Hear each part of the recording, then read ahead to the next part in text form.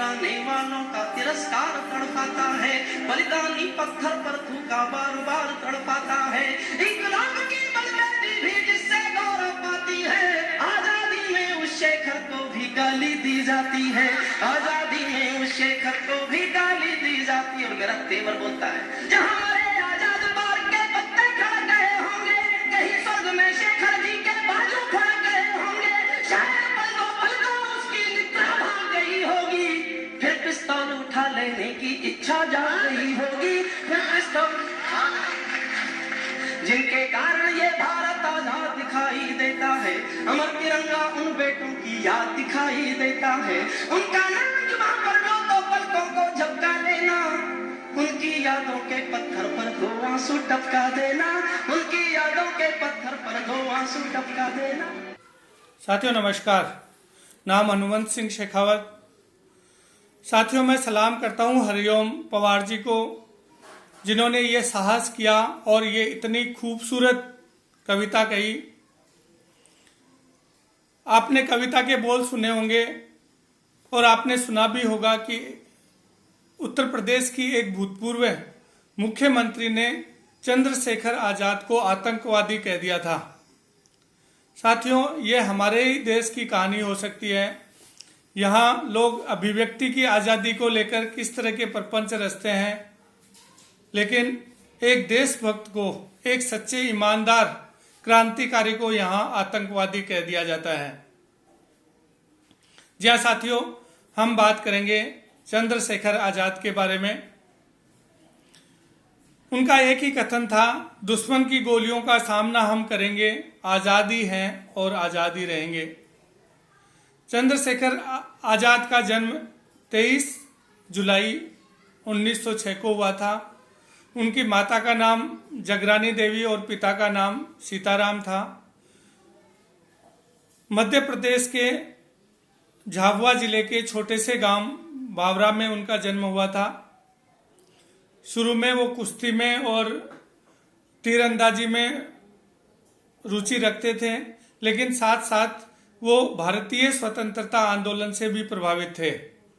देशभक्ति का जो आंदोलन था वो उनको आकर्षित किए हुए था। वो देश के लिए कुछ करना चाहते थे। परिवार गरीब था, रोजी रोटी का भी संकट था, इसलिए वो 14 साल की उम्र में मुंबई चले गए। उन्होंने जहाजों की रंगाई पुताई का काम किया, लेकिन वो कुछ समय बाद वापस आ गए।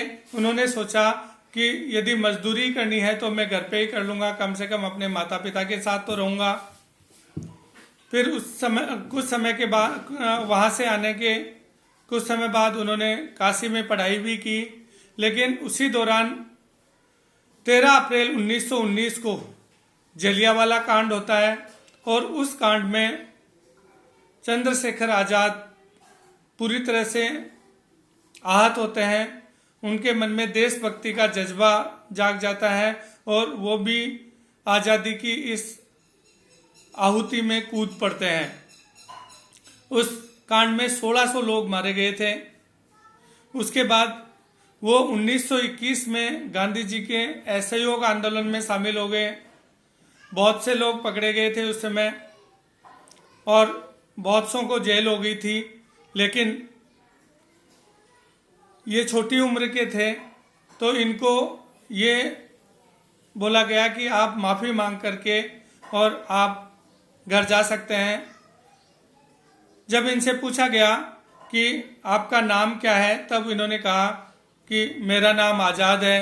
पिता का नाम पूछा गया तो बोले मेरे पिताजी का नाम स्वतंत्रता है। और पता पूछा गया तो इन्होंने कहा मेरा पता जेल में है। तो जज को बड़ा गुस्सा आया, अंग्रेजों को बहुत गुस्सा आया। तब उन्हें 14 कोड़ों की सजा सुनाई गई। बहुत ही निर्ममता पूर्वक इनको 14 कोड़े लगाए गए, लेकिन ये देशभक्त थे, फौलादी शरीर था। इन्होंने हर एक कोड़े के साथ भारत माता की जय, वंदे मातरम के नारे लगाए और इस तरह से आज़ादी के इस अभियान में वो कूद पड़े। जब 1922 में असहयोग आंदोलन बिखराव पे आ गया तो उस समय वो एक युवा क्रांतिकारी मनमथ नाम गुप्त के संपर्क में आए और इन्हीं के द्वारा वो राम प्रसाद बिस्मिल से मिले, जो हिंदुस्तान रिपब्लिक एसोसिएशन के अध्यक्ष थे, संस्थापक थे। इस एसोसिएशन का काम था कि फंड इकट्ठा करना और सरकारी खजानों को लूट करके धन में बढ़ोतरी करना। चंद्रशेखर आजाद को इस एसोसिएशन का मेंबर बना लिया गया और इन्होंने देश के लिए धन इकट्ठा करना शुरू कर दिया। साथियों, उसी समय 9 अगस्त 1925 को उन्होंने निश्चय किया कि वो एक ट्रेन को लूटेंगे, बड़ी डकैती करेंगे और 9 अगस्त 1925 को ही उन्होंने एक ट्रेन को लूट लिया और जिसे हम काकोरी कांड के नाम से जानते हैं। अब इस कांड के बाद अंग्रेजों ने बहुत से देशभक्तों को गिरफ्तार कर लिया और ये संगठन बिखर सा गया। उसके बाद चंद्रशेखर जी ने 1928 में भगत सिंह जी के साथ मिलकर के उन्होंने एक HSRA नाम से संगठन बनाया और इसमें वो काम करने लगे। उसके बाद साइमन कमीशन के विरोध में 1928 में लाला लाजपत राय की मृत्यु हो गई, तो उसका बदला लेने के लिए भगत सिंह के साथ मिलकर के और सुखदेव जी के साथ मिलकर के उन्होंने जॉन सैंडरसन की हत्या कर दी। उन्होंने लाला लाजपत राय की हत्या का बदला ले लिया। 1931 में राजगुरु सुखदेव और भगत सिंह जेल में बंद थे, उनको फांसी होने वाली थी। चंद्रशेखर आजाद ने उनको छुड़ाने की बहुत कोशिश की, लेकिन वो नहीं छुड़ा पाए और उसी सिलसिले में वो इलाहाबाद गए। तो 27 फरवरी 1931 को वो इलाहाबाद के अल्फ्रेड पार्क में बैठे हुए थे, तो अंग्रेजी सेना ने, अंग्रेजी सिपाहियों ने उनको घेर लिया और चारों तरफ से घिरने के बाद भी उन्होंने सरेंडर नहीं किया। वो उन सिपाहियों का डटकर मुकाबला करते रहे। बहुत से सिपाहियों को उन्होंने मौत की नींद सुलाई, लेकिन वो अभिमन्यु की तरह से चक्रव्यूह में घिर चुके थे। जब उनके पास अंतिम गोली बची तो उन्होंने अपने आप को गोली मार दी और वो आजाद ही थे और आजाद ही चले गए। वो जीते जी कभी भी अंग्रेजों के हाथ नहीं आए। उन्होंने कोशिश की, बहुत कोशिश की। अंग्रेजों ने 700 लोगों को तो केवल उनको पहचानने के लिए नौकरी पे रखा हुआ था। एक बार की बात है कि उनके साथियों ने कहा कि तुम्हारे पास संदूक में इतना खजाना पड़ा हुआ है, तुम्हारे माँ बाप भूखे मर रहे हैं, कम से कम इसमें से कुछ पैसा तो भेज दो।